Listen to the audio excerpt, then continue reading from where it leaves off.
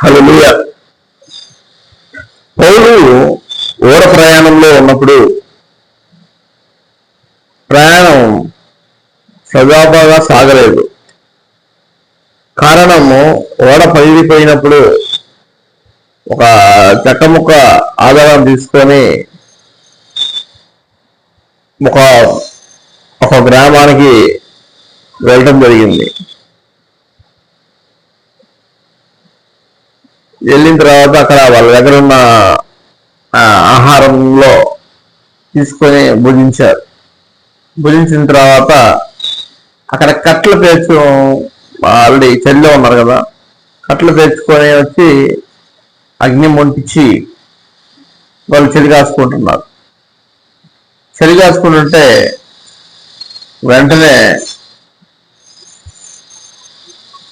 అప్పటికప్పుడే అన్నారు, అమ్మో ఇంత సముద్రంలో పడవ ప్రమాదం వస్తే అమ్మో బతికి బట్టగట్టాడు సామాన్యుడుగా అన్నారు.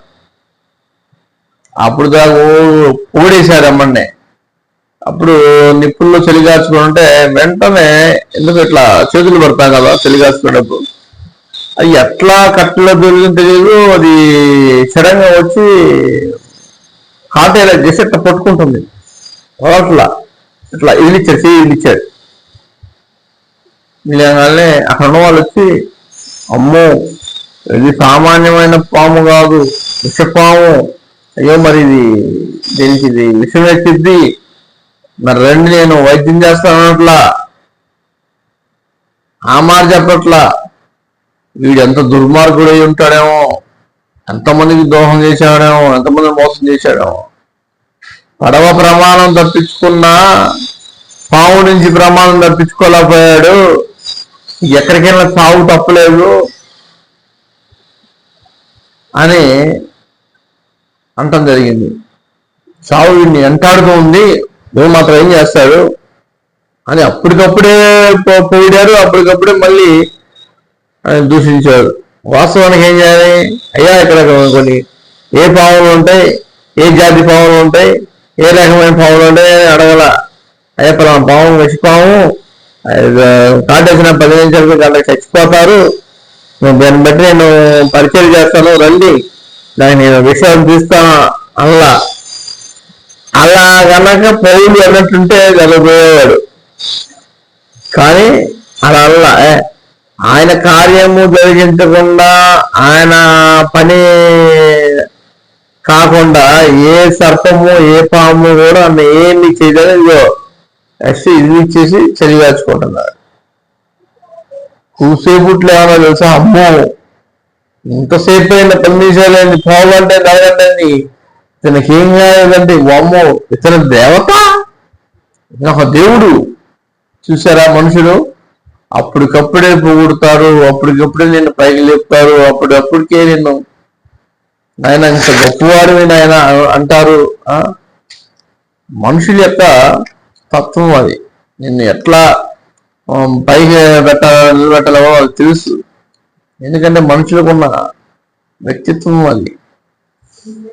ఎందుకంటే ఆయన పని కాకుండా ఏది కాదు, మనం ఎంత ప్రయాసపడినా కానీ ఆయనకి ఒక టైం ఉంటుంది, ఆ టైంలో మనం ఉంచుతాడు ఆయన పని అయ్యేంత వరకు. అంతేగాని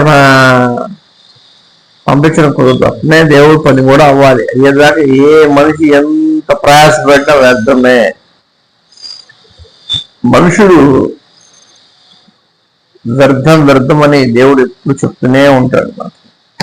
అయితే ఆయన ఆలోచనలు, ఆయన తలంపులు వేరుగా ఉంటాయి.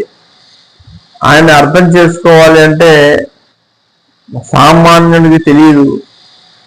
ఆయనకి తెలుసు ఏ టైంలో ఏం చేయాలి, ఏది సమకూరిస్తే మనం ముందుకు వెళ్తాం అని.